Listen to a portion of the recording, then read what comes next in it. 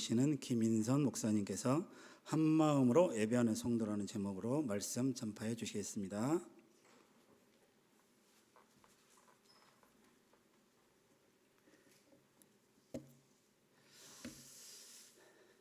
할렐루야.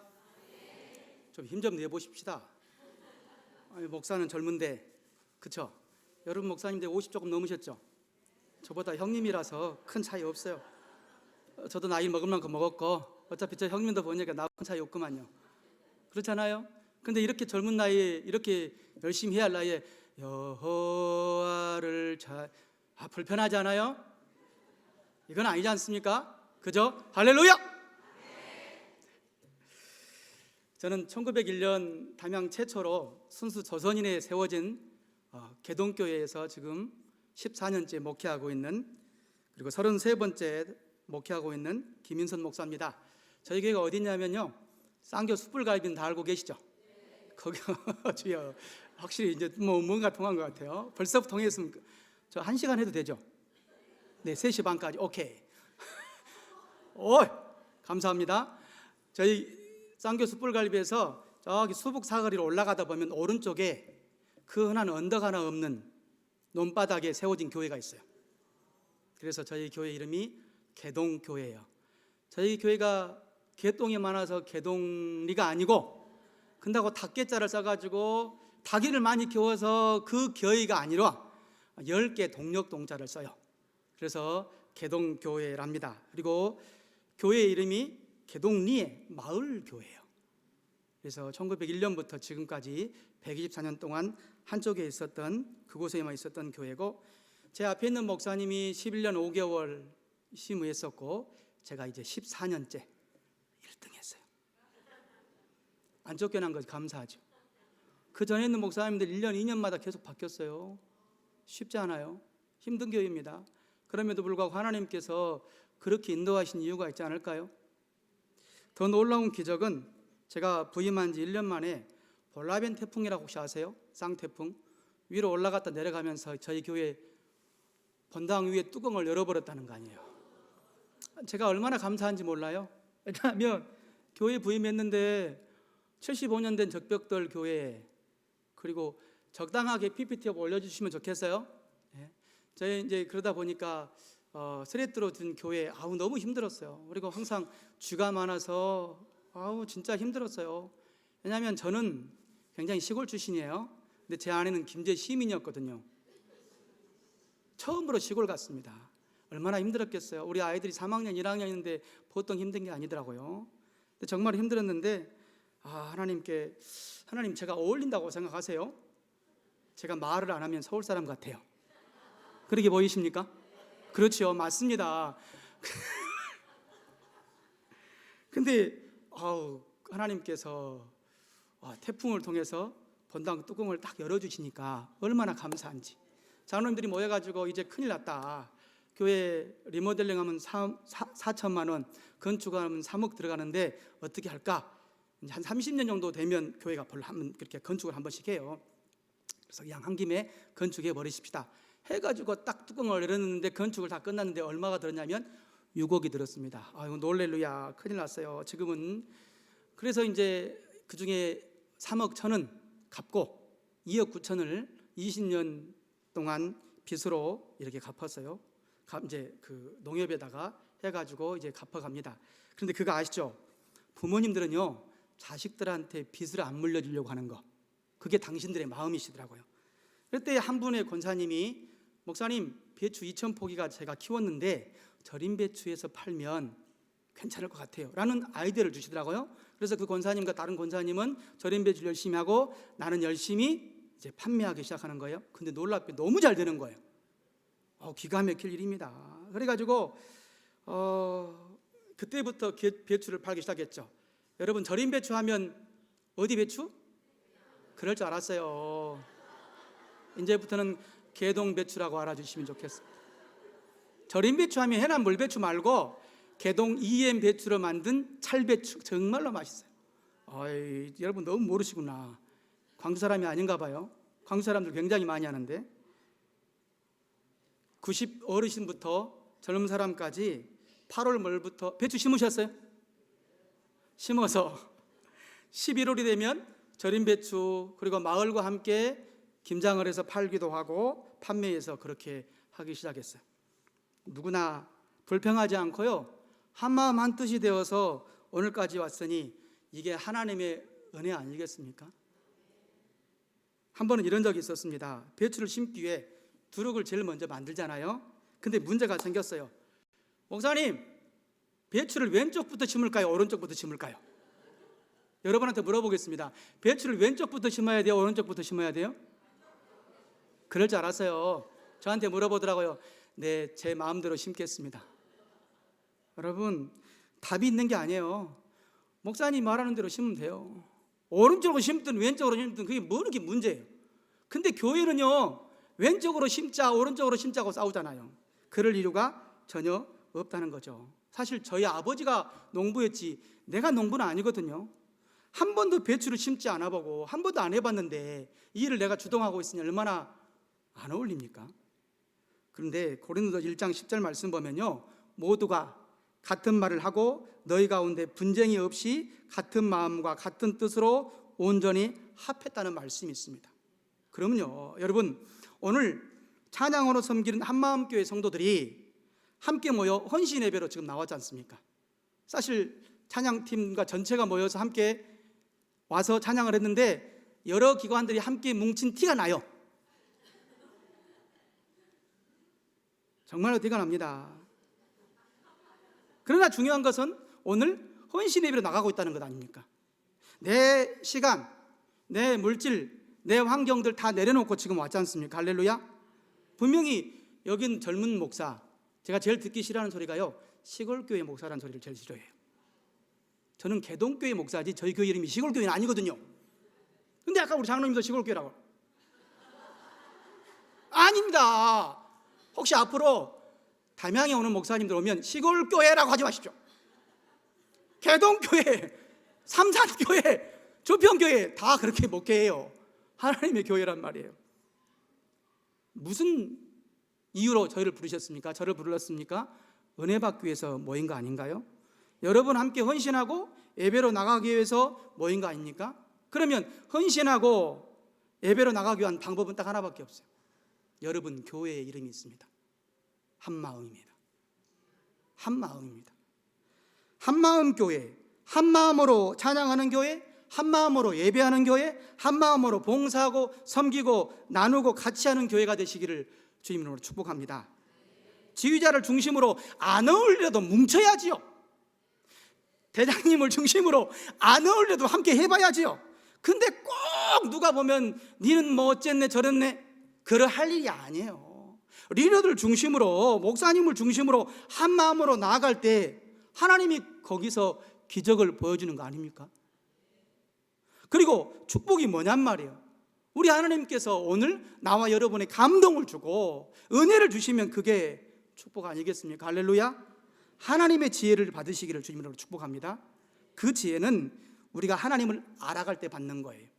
그래서 로마서 12장 2절 말씀 보면 너희는 이 세대를 본받지 말고 오직 마음을 새롭게 함으로 변화를 받아 하나님의 선하시고 기뻐하시고 온전한 뜻이 무엇인지 분별하도록 하라. 아멘. 분별할 수 있다는 것은요, 알 때 분별할 수 있는 거예요. 우리가 대개 하나님을 사랑하기보다 하나님을 위해서 일하기를 원해요. 하나님을 마음으로 사랑하기보다 하나님을 위해 큰 일을 행함으로 하나님의 사랑을 받으려는 경향이 있단 말입니다. 언젠가 새벽 예배를 하는데 기도하는데 제게 그런 감동을 주는 거예요. 김 목사, 너는 나를 위해 있니? 나와 함께 있니? 비슷한 말 같지만 달라요.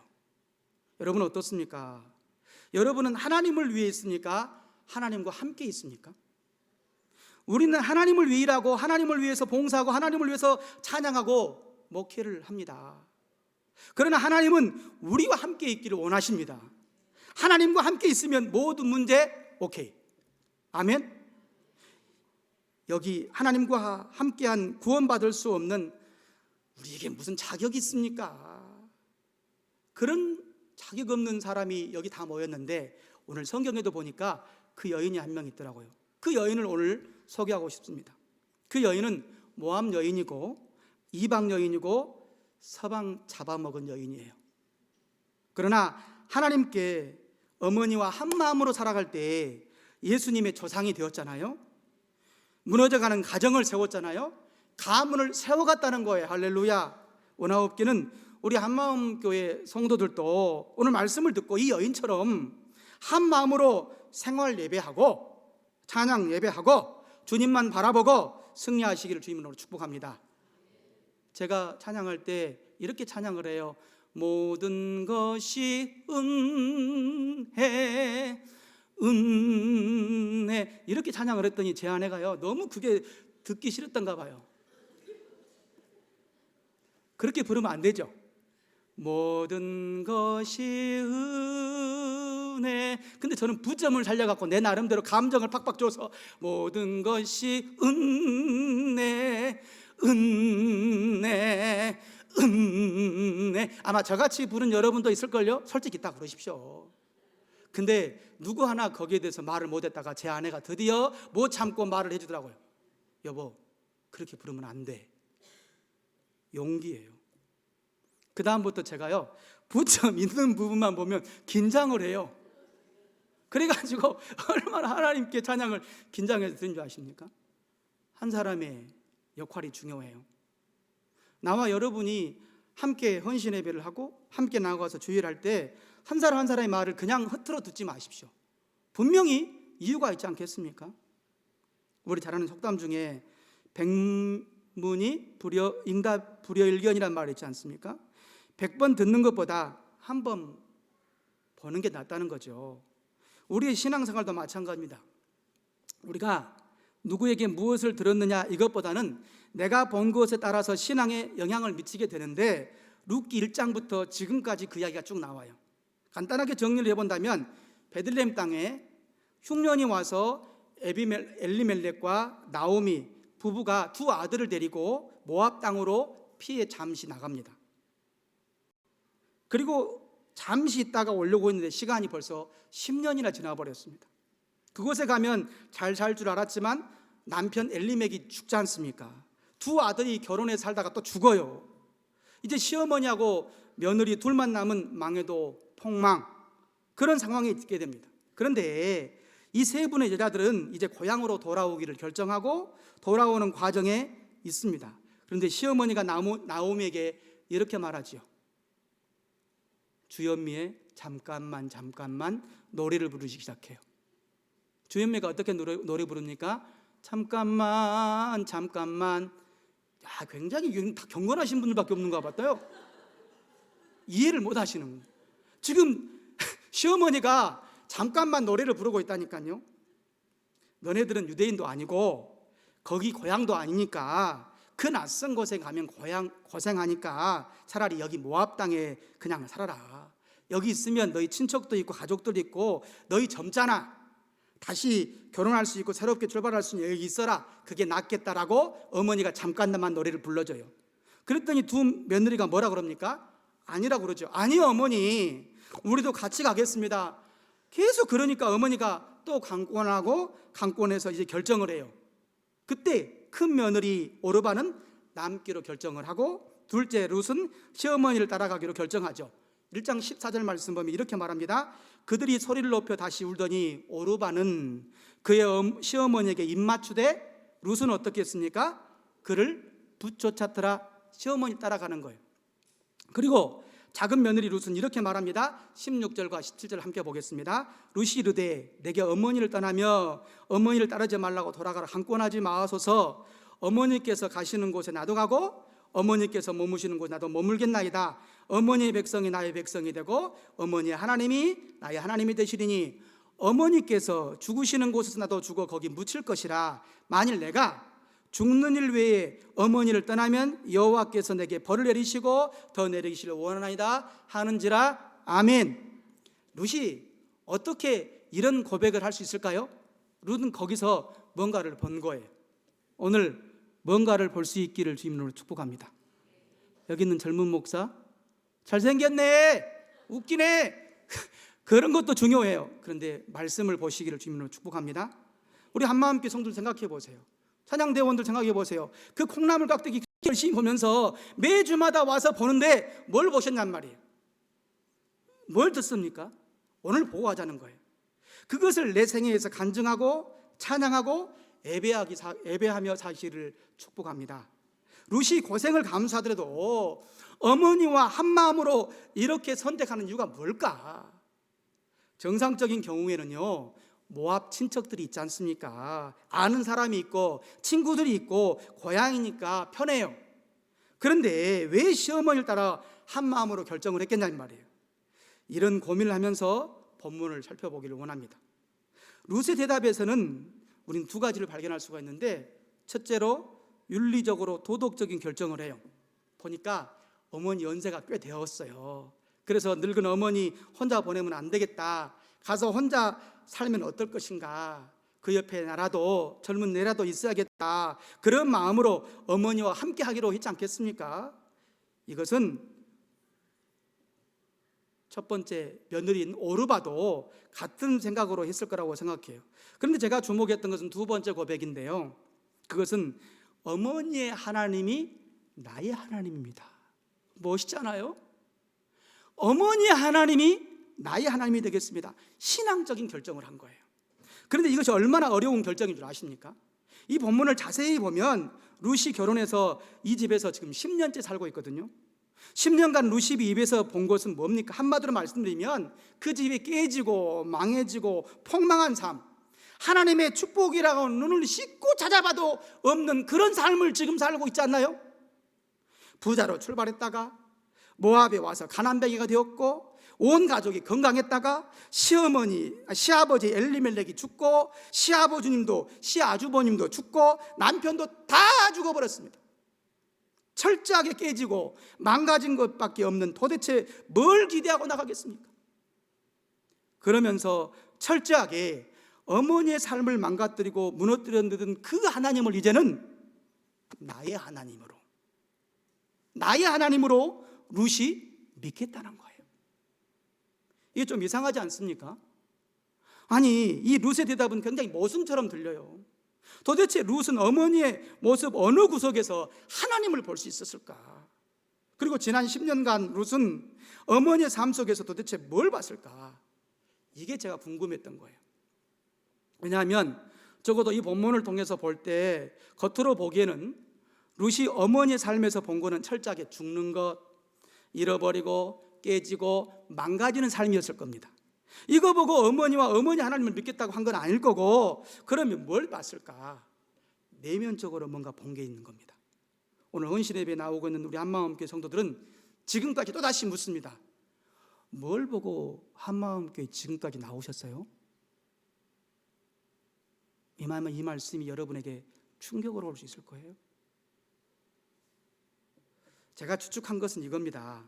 어머니와 한 마음이 되기로 결정한 겁니다. 첫 번째, 태도가 달랐어요. 룻은 이 집에서 세 번의 장례식을 만나지 않습니까? 첫 번째 장례식은 시아버지 장례식이니까 결혼은 안 했지만 옆에서 봤지요. 유대인이 모압 땅에 와서 시어머니 나오미의 남편 엘리멜렉이 죽었을 때 직접적으로 간접적으로 이 장례식이 이루어진 걸 멀리서 분명히 보았어요. 그리고 나서 자기 남편이 죽었을 때 장례를 치렀고, 동서의 남편이 죽었을 때 장례를 치렀던 세 번의 장례식에 목도했습니다. 죽음을 대하는 자세, 죽음 이후의 세계관의 소망, 죽음을 어떻게 받아들일지에 대해서 본 거예요. 보통 사람들 같으면 사랑하는 사람이 죽고 나면 죽으면 거의 인생 끝날 것처럼 하고 뭐라고 합니까? 나 이제 끝났어, 아무것도 없어, 희망도 없고 소망도 없어, 내 남편 죽어버렸어, 이렇게 말할 거예요. 소위 말해서 슬픔이들 완전히 삼켜버린 삶을 사는데, 아니 이상하게 나오미의 삶은 이해 안 가는 삶을 지금부터 살기 시작하는 거예요. 그러면서 이 땅에서 남은 자들이 잘 살아야 나중에 죽어 저 세상에서 그들을 즐겁게 만날 수 있다, 이런 이야기를 하기 시작하는 거예요. 소망을 갖는단 말이에요. 모압 사람들은 그렇게 살지 않았거든요. 모압 사람들은 죽으면 끝, 죽으면 절망, 완전 아웃. 그리고 남편이 죽고 아들 둘까지 죽었다면 이것은 하늘이 내린 형벌이다, 심판이다. 그렇기 때문에 우리 끝났다. 이렇게 생각할 텐데 시어머니 나오미는 죽음을 받아들이는 태도와 삶이 달랐다는 거예요. 이 다름을 룻이 나하고 다르네? 룻에게 굉장히 영향력을 끼친 거예요. 앞에 찬양대원들 쭉 섰습니다. 팀들 쭉 섰습니다. 아니, 저분은 그렇게 힘들고 또 찬양대에 섰어? 안 나올 줄 알았는데 나왔네? 다른 사람들이 뭐라고 그래요? 나하고 다르네? 느낌이 있어야죠. 도전이 있어야지 않겠습니까? 그냥 똑같이 언제나 그것처럼 살면 안 되잖아요. 두 번째 다른 것은요, 삶의 방식이 달랐어요. 모압 사람들의 삶의 스타일은 어차피 인생 한 방이다. 사는 동안에 먹고 마시고 즐기고 누리고 죽으면 끝. 인생은 즐기는 거야. 그런데 나오미의 가정은 율법에 기초한단 말이에요. 뭐예요? 하나님의 말씀이에요. 절제의 삶이 있었고 먹어야 될 것과 먹지 않아야 될 것을 구분해서 먹고 말씀대로 살아갔던 신앙의 삶을 룻이 본 거예요. 모압 사람들의 신앙생활은 자기 혼자 살다가 아쉬운 게 있으면 신을 찾아가고 신을 잘 구슬려서 필요할 걸 얻어내면 그대로 빠이빠이.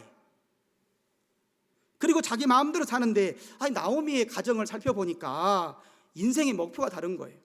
먹는 거, 마시는 것조차도 신앙과 관계 있는 구별된 삶, 즉 방식이 달랐다는 거예요. 세 번째로 나오미는 유일하신 하나님을 섬겼습니다. 모압의 신은 다 신이에요. 어쩌다가 많은 신을 섬겨서 이 신이 나를 보고 도울 일이 있으면 도우면 좋겠다, 그런 신이요. 여러 신을 섬기는 것이 유익하게 보입니다. 예를 들어서 전쟁할 때는 전쟁의 신, 출산할 때는 출산의 신, 자녀를 없으면 다산의 신, 건강이 안 좋으면 질병의 신, 부엌에는 무슨 신? 좀 이야기 좀 해보십시오. 부엌에는 무슨 신? 다 하셔. 그렇잖아요. 옆에 있는 동네는 다 우리 그런 신이 있었단 말이에요. 왜냐하면 그때그때 도움을 받는다고 생각하니까. 그런데 유대인들을 보니까 한 분만 섬기거든요. 룻이 생각할 때 여러 신을 섬겨야 계산적으로 보면 복을 많이 받든지 아니면 될 것 같은데, 그런데 한 분 하나님으로 충분한 삶을 살고 있거든요. 룻이 그때 말하는 거예요. 우리하고 다르네? 다름이 분명한 걸 본 겁니다. 삶의 방식, 신관, 소망, 방식이 완전히 다른 걸 확실히 룻은 본 거예요. 나오미가 모압에서 와서 남편이 죽고 아들 둘 죽고 재산 폭망하고 이 정도가 되면 모압 사람들 같으면 뭐라고 그래요? 나 안 믿어. 나 끝. 그만 믿어. 그런데 나오미의 삶을 보니까 하나님이 안 도와준 것도 분명한 것 같은데, 하나님의 손이 나오미를 친 것도 분명한 것 같은데, 나오미는 그 하나님을 욕하고 떠나지 않았다는 거예요. 이게 뭔 일인가요? 그리고 오히려 그 신을 다시 붙잡고 의지하고 이제 다시 그 신에게 돌아가겠다는 거예요. 도대체 저 신은 어떤 신이기 때문에 저럴까? 어떤 사람들은 나 신 안 믿어. 도무지 안 되는데 뭐하러 교회 와요? 오늘 오전만 하고 끝나지 뭐하러 오후까지 와요? 이렇게 말할 것인데 나오미는 다시 그 신에게 돌아갔다는 거예요. 여러분, 우리도 이런 관심, 기대감, 다름이 느껴지지 않을까요? 그래야 예수 믿는 맛이 나죠. 찬양하면서 은혜도 받고 찬양하면서 간증의 주인공으로 살아야 기쁨이 있지 않겠습니까? 한마음교회 다니면서 말만 한마음이지 전혀 내 마음이 하나님 앞에 없는데, 기쁨이 없는데 아니지 않습니까? 마지막으로 네 번째 보고 싶은 것은요, 룻이 정말로 이해하기 어려웠던 것은 뭘까? 반응이에요. 시아버지가 죽었을 때 나오미가 어떻게 반응했는지, 두 아들이 죽었을 때 나오미가 어떻게 반응했는지, 부자로 출발했다가 여기 모압 땅에서 폭망하고 가난뱅이가 되었을 때 어떻게 반응했는지를 보니까 여전히 그 하나님을 믿고 의지하고 그 하나님께 나아가는 이 모습을 보면서 다른 반응을 확실하게 본 거예요. 모압 사람들이 신을 대하는 태도하고 이 사람들이 여호와라는 신을 대하는 태도, 즉 반응이 다른 것을 본 거예요. 여기서 우리가 한번 질문해 볼 필요가 있어요.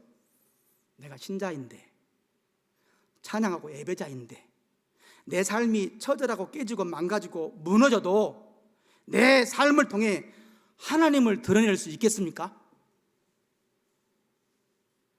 내가 드러낼 수 있어야 헌신 예배 나올 수 있는 거예요.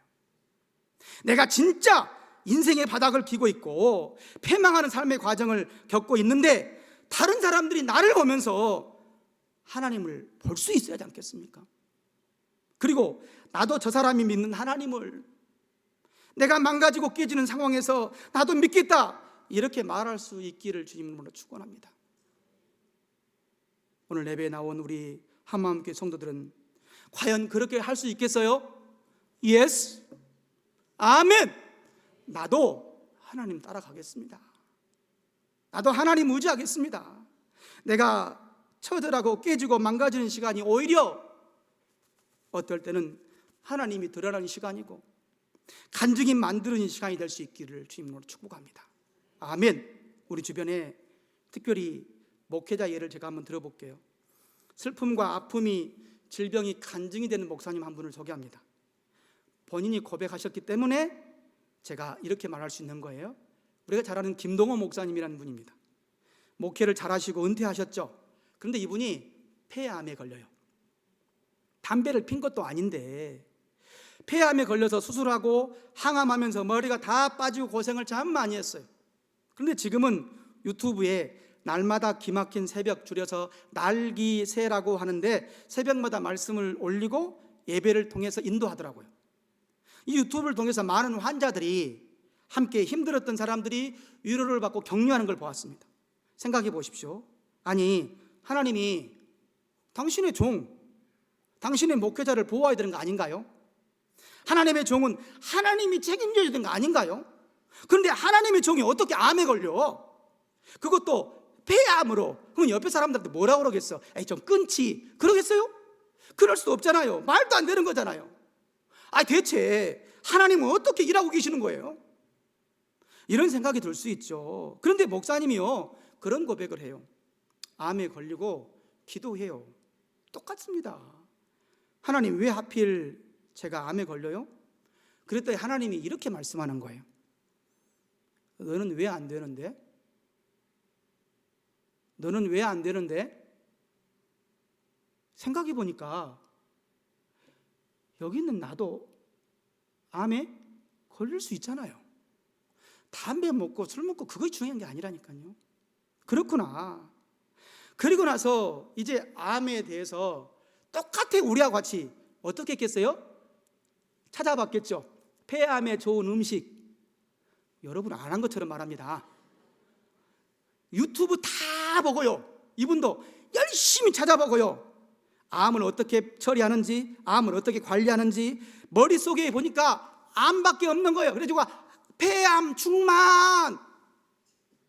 아니, 내가 하나님의 사람인데, 목사인데 은혜 충만이 아니라 폐암 충만. 이건 아니지. 김동호 목사님 스스로에게 말하는 거예요.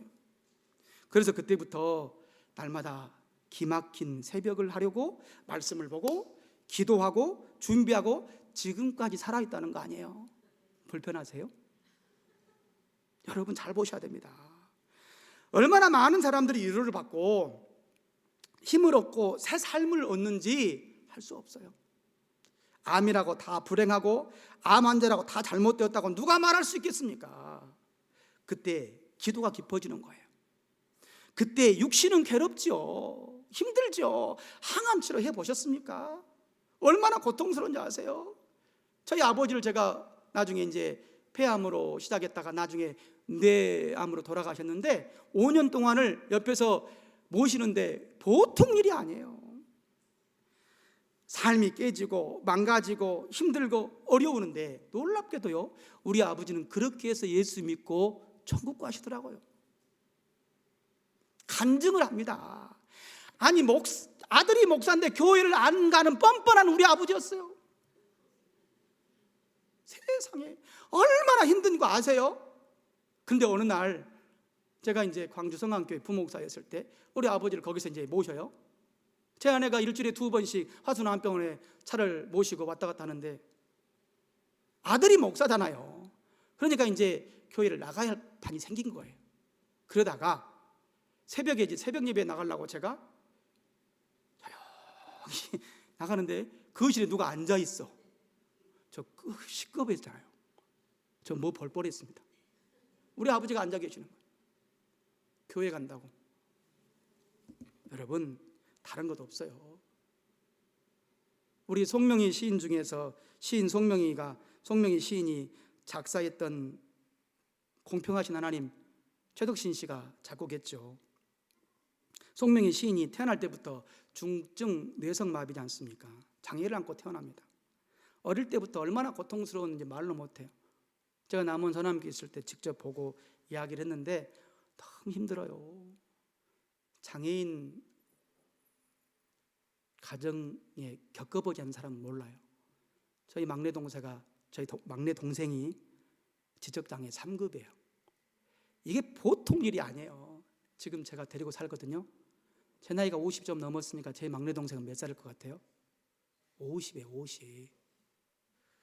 근데요, 정말 하나님께서 공평하신 하나님이 나 남이 가진 건 나 없지만 공평하신 하나님이 나 남이 없는 것 갖게 하셨네. 아멘. 하나님은 그 안에서 보여주시고 느끼게 하시더라고요. 우리 삶이 깨지고 망가졌고 무너졌기 때문에 우리 삶을 통해서 하나님을 볼 수가 없고 우리 삶을 통해 하나님 영광이 드러나지 않는다고 누가 그렇게 말할 수가 있겠냐 이 말이에요. 분명히 하나님은 살아계십니다. 그리고 나와 여러분의 삶에 직접적으로 관여하세요. 믿습니까? 많은 사람들이 성공하려고 하는 이유가 있습니다. 심지어 크리스찬들도요, 성공해야 한다고 자꾸 얘들한테 가르치기도 해요. 제가 이런 말도 들었어요. 교회에서 장로님이 되려면 성공해야 된다. 권사님이 되려면 성공해야 한다. 왜냐하면 세상 사람들은 성공하는 사람들에게 주목하기 때문이다. 그러니 교회도 똑같은 거죠. 그런데 우리는 성공에 주목하는 이유가 뭡니까? 내가 잘 되어야 할 말이 있고 내가 잘 되어야 간증이 있다고 생각하기 때문에 그런 것 아닐까요?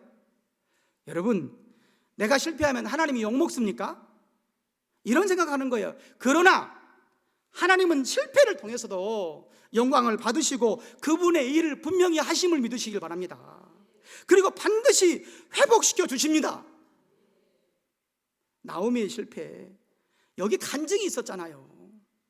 룻은 아버지가 죽었을 때 다시 일어서는 어머니, 첫째 아들이 죽었을 때 다시 일어서는 어머니, 둘째 아들이 죽었을 때 다시 일어서는 어머니, 모두 가진 거 다 날아가고 가난뱅이가 되고 폭망해서도 어머니는 다시 일어난 걸 본 거예요. 다시 일어서서 그 하나님께 돌아가는 어머니 삶을 보면서 저것은 인간의 계획으로, 인간의 어떤 의도로 되어줄 수 없다. 저 속에는 분명히 뭔가 하나님의 계획이 있다. 저건 신앙심이 아니면 이룰 수 없다. 나도 그 어머니 하나님을 한 마음으로 모시겠다. 이 생각이 룻에게 강력한 영향을 미친 거예요. 그러면 룻이 이것만 봤을까요? 더 많은 것들을 보았겠죠. 첫 번째로요, 관계예요. 룻이 본 것은 관계예요. 사랑과 인격적인 관계죠. 나오미가 며느리를 부를 때 한 번도요, 며느라 이렇게 부른 적이 없어요. 성경을 잘 해보세요. 항상 뭐라고 부르냐면요, 내 딸들아, 내 딸들아. 1장 11절, 12절, 13절, 2장 2절, 22절 5번을 부르는데 전부 다 내 딸들아, 내 딸아, 내 딸아 이렇게 말해요.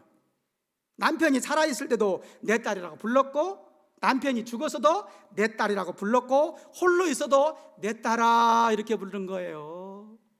저희 어머니가 돌아가셨지만 제가 삼형제거든요. 제가 장남이에요. 저희 집에 여자라고는 처음이옵니다. 그러니까 제 아내가 오니까 저희 아버지가 어떻게 감당을 못하더만요. 근데 저희 어머니는요, 항상 제 아내 보고 딸이라고 불렀어요. 어머니들, 시어머니들, 딸이라고 좀 불러주세요. 기적이 나타나요. 역사가 나타나요. 며느라 며느라 부르지 말고 내 딸아 내 딸아. 시아버지들 불편하시죠? 저희 아버지가 항상 빠자마만 입고 계시다가요, 제 아내를 모시고 가니까 우리 아버지가 정장하고 앉아있어 버리더만요. 나 처음 봤어요, 우리 아버지 그런 거. 딸이라고 불러요, 딸이라고. 사실 며느리와 시어머니 관계는요, 좋은 관계가 아니라고 참 많이 들었잖아요. 일반적으로 며느리와 시어머니 관계는 굉장히 불평한 거예요. 불편해요. 더구나 이 집은 상처투성인 가정 아니겠습니까? 왜냐하면 시어머니는 남편이 죽었죠. 두 아들이 죽었잖아요. 며느리들은 남편이 죽었고 자녀가 없잖아요. 상처받은 며느리와 상처받은 시어머니와 만나서 서로 무슨 말 하겠어요? 상처받은 이야기만 할 것 아니에요. 서로에 대해서 미움, 원망, 섭섭, 분노 이런 것만 서로 이야기 않겠어요? 두 며느리 보면서 뭐라고 그러겠습니까? 이 왼수년들아, 남편 잡아먹는 년들아, 내가 이방 여자 불러들일 때부터 알아봤어? 그러지 않겠어요? 그러니 며느리들은 뭐라고 그러겠어요? 어머니는 안 잡아먹었어요? 어머니부터 잡아먹었잖아요. 누구 죽었어요? 남편 죽었잖아요. 우리한테 왜 그러세요? 상처가 상처를 나는 거예요. 서로 치고받고 난리일 텐데 이 집에는 그런 게 전혀 없었다는 거예요. 사랑하고 인격적인 관계, 어느 날 불받았다고 되는 게 아니에요. 어느 날 은혜 한번 반짝 받았다고 되는 게 아니란 말이에요. 평상시에 삶의 신앙적인 부분에서 인격적으로 묻어나야만이 된단 말입니다. 나오미에게서 그런 모습을 발견한 거예요. 관계예요. 두 번째는요, 진정성이에요. 시어머니가 두 며느리를 향해서 하는 사랑의 마음입니다. 1장 8절을 한번 읽어보겠습니다. 나오미가 두 며느리에게 이르되 너희는 각기 너희 어머니 집으로 돌아가라. 너희가 죽은 자들과 나를 선대한 것 같이 여호와께서 너희를 선대하기를 원하며. 아멘. 여기에는 두 며느리 된 고마운 마음이 있는 거예요. 남편과 나를 한결같이 사랑해서 고맙다. 주님께서도 너희에게 그렇게 축복해 주실 것을 내가 기도한다. 축복한다. 사람들은 서운함과 섭섭한 것만 갖고 있지 고마운 건 갖고 있지 않거든요. 그런데 여기에 진정성이 있는 거예요. 1장 9절 말씀 보겠습니다. 여호와께서 너희에게 허락하사 각기 남편의 집에서 위로를 받게 하시기를 원하노라 하고 그들에게 입맞추며 그들이 소리를 높여 울며. 뭐라고 하는 거예요? 새 남편 만나서 행복하게 가정 이루도록 해라. 주님이 그렇게 너희들 돌봐주실 거야. 축복한다. 나 너 정말 진짜 축복한다. 우리 집에 시집 와서 진짜 고생 많이 했는데 이제 남은 삶 나와 함께 가지 말고 너희 집에서 잘 살았으면 좋겠다. 그렇게 주님이 축복해 주실 거야. 이렇게 말하는 거예요. 13절 말씀 보겠습니다. 너희가 어찌 그들이 자라기를 기다리겠으며 어찌 남편 없이 지냈다 결심하겠느냐. 내 딸들아, 그렇지 아니하리라. 여호와의 손이 나를 치셨으므로 나는 너희로 말미암아 더욱 마음이 아프다 하며. 나도 힘들어 딸들아, 나도 힘들지만 그거 중요한 거 아니고 너희는 괜찮으니까 이제 가라. 다른 사람들 같으면 뭐라고 그러겠어요? 우리 집에 며느리가 잘못 들어와서 집안이 폭망했다, 그렇게 말할 것 아닙니까? 그러면서 내가 적골 안 보려고 빨리 죽든지 없어지든지 해야 하지 않겠냐? 참 제가 많이 들었던 이야기를 지금 토해내고 있습니다. 네 꼴 안 보니까 정말 내가 편하다, 속이 편하다, 다시 보지 말자 이러고 헤어지는 게 아니고 너네가 이렇게 된 거 보니까 내가 너무 마음이 아프다, 이런 말을 보면 진정성이 있는 건 느껴지지 않습니까? 신앙이 인격이 되고 삶이 된 어머니 하나님은 어떤 하나님일까 궁금하지 않을까요? 그걸 보면서 룻은 나도 어머니가 믿는 하나님과 나도 함께 하고 싶어요. 어머니 하나님과 나도 한 마음으로 하고 싶어요. 그런 마음으로 살아가는 거예요. 나오미의 삶을 통해 장례식이 달랐고, 삶의 방식이 달랐고, 삶의 이유와 삶의 내용이 다르고, 삶의 모양이 다른 것을 분명히 본 거예요. 인생의 위기가 있을 때 어떻게 했는지 분명히 다른 것을 본 거예요. 그리고 이들이 같은 길을 떠났지 않습니까? 떠나기 전에 결정한 게 아니고 첫째도 둘째도 같이 가다가 베들레헴에 가다가 중간에 또 한 번 어머니가 이 두 딸에게 말하는 거예요. 왜냐하면 가봤자 고생 뻔하잖아요. 그러니까 뭘 하겠다고요? 그냥 돌아가라. 그러면 들었고 보았고 같이 길을 떠났다면, 여러분, 우리가 오늘 혼신예배 나왔잖아요. 한마음교회 성도들은 어떻게 하겠어요? 한번 물어봅시다. 첫째가 되기를 원하십니까? 둘째가 되기를 원하십니까? 결정을 해야 돼요. 우리는요. 혼신이란 게 뭐예요? 그냥 앞에 나와서 조금 불편한 동거예요. 오늘 보니까 불편하더만. 서로 몇 개 기관이 함께 하니까 불편해. 근데 불편해도 같이 가야죠. 제발 끝나고 지휘자님한테 뭐라 하지 마십시오. 오늘 찬양 누가 골랐어? 하나도 안 어울리구만. 이 뭐야? 그런 말 하지 말고 같이 가요. 불편해도 같이 가요. 악기도 하고 찬양도 하고 방송도 하고 같이 가요. 직진이에요. 그래서 여러분 교회가 이름이 뭐예요? 두마음 교회예요? 저 뒤에는 세마음 교회구만. 한마음 교회잖아요. 한마음. 그런데 보세요. 첫째 오르반은 어떻게 해요? 돌아가? 가잖아요. 나름 정당성은 있어요. 합리화 있을 거예요. 저도 몇 번 아니라고 했거든요. 그렇지 않아요. 근데 어머니가 하도 강하게 말하니까 예의가 아닌 것 같아서 내가 돌아갔습니다. 합리적인 변명이에요. 오르반은 그 신과 그 고향에서 돌아갔다라고 오늘 성경에서 말하고 있어요. 15절 말씀 봐보세요. 나오미가 또 이르되 보라, 네 동서는 그의 백성과 그의 신들에게로 돌아가나니 너도 너의 동서를 따라 돌아가라, 이렇게 말하잖아요. 그러나 룻은 어머니를 따라서 어머니와 한 마음을 가지고 베들레헴까지 끝까지 가요. 고생해도 하나님 안에서 하겠다는 거예요. 어려움이 있다면 분명히 거기 하나님의 도우심이 있을 것 아닙니까? 그 길을 가는 거예요. 사랑하는 성도 여러분, 신앙생활은 보장된 게 아니에요. 여러분 기억하십시오. 믿고 가는 거예요. 신앙생활은 알고 가는 게 아니에요. 그렇게 이루어질 것을 믿습니다 하고 가는 거예요. 두 사람이 출발은 같았습니다. 그렇지만 끝은 완전히 달라요. 오르반은 이날 이후에 성경의 역사 속에서 사라집니다. 그런데 룻은 이날 이후로 역사의 주인공이 되고 성경의 주인공으로 등장하기 시작하잖아요.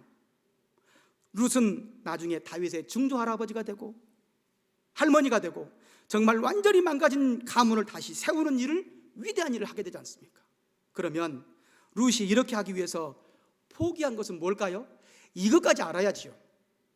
첫째는 본토 친척 아버지를 떠날 수밖에 없었어요. 누구처럼요? 아브라함처럼. 누구처럼요?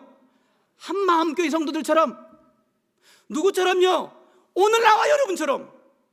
이곳에 온 사람들은 포기했잖아요. 내려놓으셨죠? 축구 안 하면 어때? 등산 안 가면 어때? 그 회식 안 하면 어때? 내려놓았잖아요.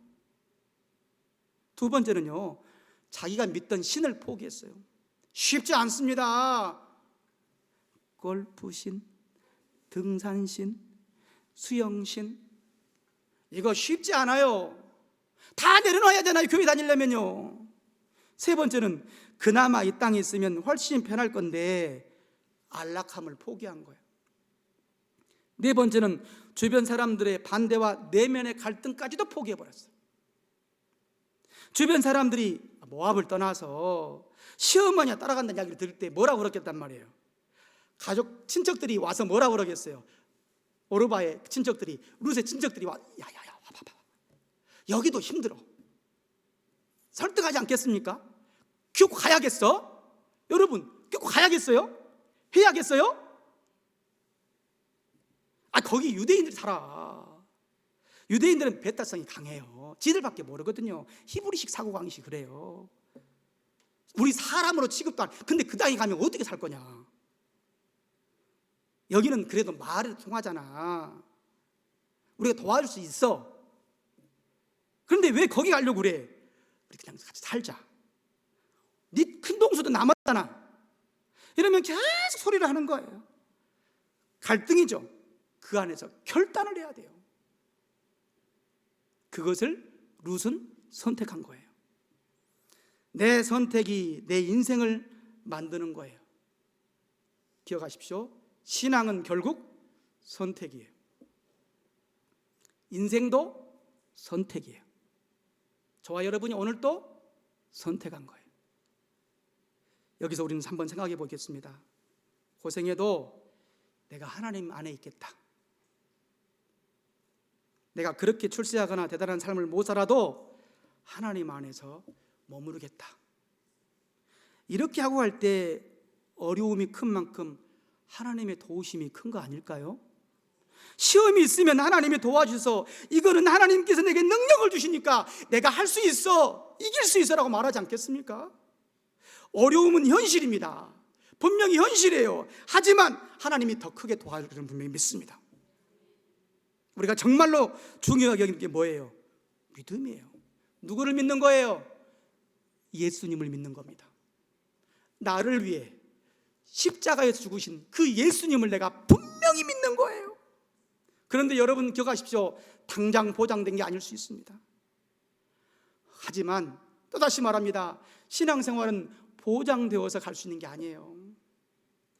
그렇게 역사하실 것을 믿고 가는 겁니다. 히브리서 11장 1절과 2절 함께 보겠습니다. 시작. 믿음은 바라는 것들의 실상이요 보이지 않는 것들의 증거니 선진들이 이로써 증거를 얻었습니다. 아멘. 시험이 있지만 우리의 선진들처럼 그 시험을 이기게 하신 하나님의 약속으로 우리가 가는 거예요. 우리도 믿고 예수님처럼 따라가시기를 주님으로 축복합니다. 그러면 우리의 인생이, 우리의 가정이, 우리의 삶이 바뀐다는 말이에요. 할렐루야. 오늘 말씀의 결론을 짓겠습니다. 룻은 한 마음으로 어머니와 함께 갔습니다. 또다시 묻습니다. 그렇다면 헌신함에 나와 있는 절반의 오늘 사람들과 밖에 있었던 우리들 한 마음으로 여기 오셨습니까? 앞으로 한 마음으로 가야 합니다. 한 마음으로 가지 않으면 아무리 한 마음 교회여도요 하나님의 일을 이룰 수가 없는 거예요. 여기 있는 김 목사가 여기 다시 올 일은 없겠죠. 그러니까 분명히 말합니다. 여러분 저희 교회가 124년 됐다니까요. 쪼개지고 얼마나 쪼개진 줄 아십니까? 제가 그때 37명의 할머니 할아버지들 앉아 계셨어요. 124년 됐으면 제가 갔을 때가 100 몇 년 됐겠지 않겠습니까? 젊은 사람들은 다 어디 가버렸어요? 부모들이 싸우니까 다 나가버린 거예요. 쌈박질하는데 누가 있고 싶겠어요? 우리 젊은 애들이 뭘 보고 배우겠어요? 하나도 아닌 거예요. 찬양도 마찬가지고 모든 건 마찬가지고 말만 헌신이요 하나도 헌신 안 돼. 아니잖아요. 한 마음이에요. 한 마음. 분명한 것은요 하나님을 나와 여러분을 통해서, 하나님이 나와 여러분을 통해서 드러내기를 원하시는 거예요. 첫째, 신자들은 성공만이 아니라 실패를 통해서도 간증이 만들어지고 있고 실패를 통해서도 얼마든지 하나님을 드러낼 수 있다는 거예요. 실패한 걸 두려워하지 마십시다. 불편해도 두려워하지 마십시다. 다음 주에 또 하는 거예요. 다음 주에는 목사님이 이렇게 오래 설교 안 할 거니까.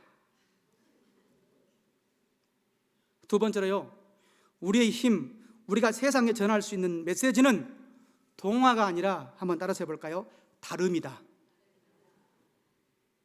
다른 사람들과 동화하고 한 말도 못하고 제일 화가 나는 게 뭐냐면요, 우리 믿는 사람들이 나보다 돈 있고 나보다 실력 있고 나보다 계급 높고 나보다 조금 잘 살면요 아무 말을 못해. 무슨 메시지를 전하겠어요? 그러니 세상 사람들이 우리 보고 쟤는 좀 다르네, 요즘 사람 같지 않아, 젊은이들 보니까 자네들은 좀 뭔가 달라, 이런 말을 들어야 하지 않겠습니까? 달라야지요.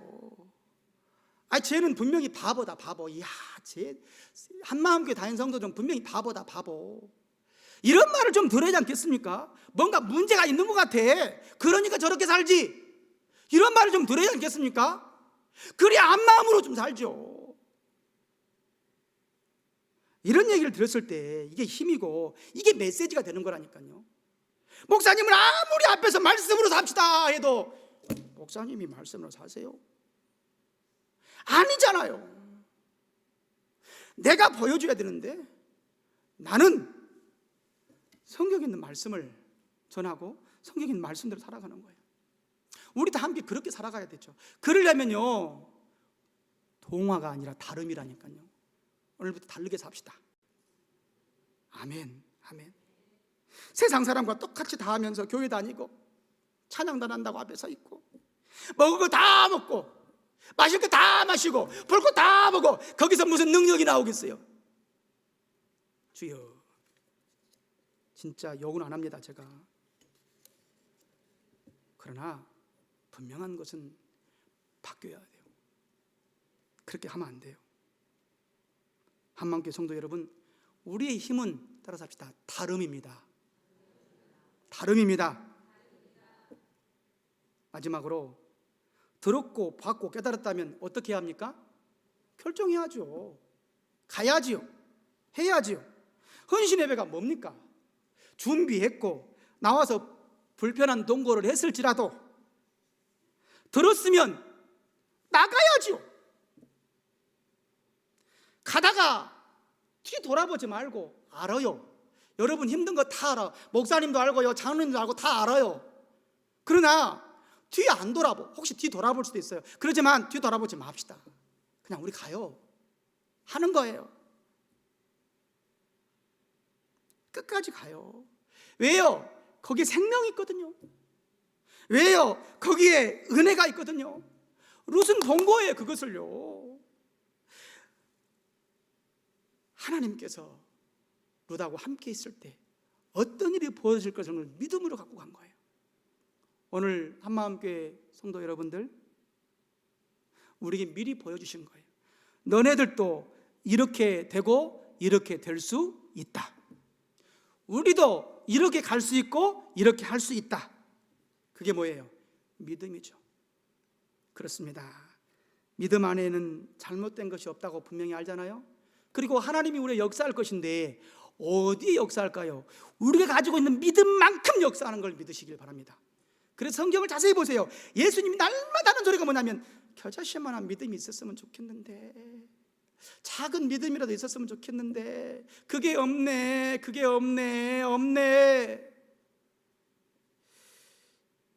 이번 한 주간, 아니 앞으로 우리 찬양대원들과 우리 모든 한마음교회 성도들은 분명히 보고 한마음으로 예배드리고 다름의 모습으로 살아갈 수 있기를 주님으로 부탁합니다. 그럴 때 오늘 헌신 예배에 나온 이유가 있는 거예요.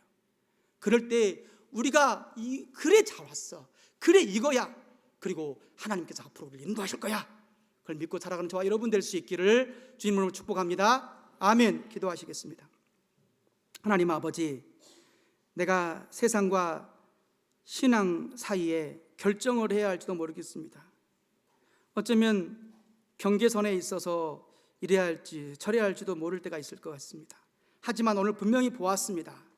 내가 이제 룻이 본 것처럼 우리도 보고 그 길을 가게 도와주시고, 한 마음으로, 한 뜻으로, 한 생각으로 한마음교회 안에서 우리 찬양대원들이 서로 도와가며 위로하며 같이 가게 하여 주셔서 일평생 살아가면서 믿음이 생기고 간증이 있고 은혜가 임하도록 축복하여 주옵소서. 내게 주신 은혜가 있으면 결정하렵니다. 뒤돌아보지 아니하고 혹여나 뒤를 돌아볼 것 같으면 우리 믿음의 선배들이 우리의 손을 붙잡아 주시고, 우리 아버지 어머니들이, 우리 목사님이, 우리 앞날에 있는 모든 분들이 우리를 도와주셔서 같이 가도록 하여 주옵소서. 그래야 우리 한마음교회를 세울 수 있습니다. 그래야 우리 찬양단을 세울 수 있습니다. 그래야 우리 교회를 세울 수 있습니다. 주님 은혜를 베풀어 주시옵소서, 능력을 주시옵소서. 예수님 이름으로 축복하옵고 기도 올리옵나이다.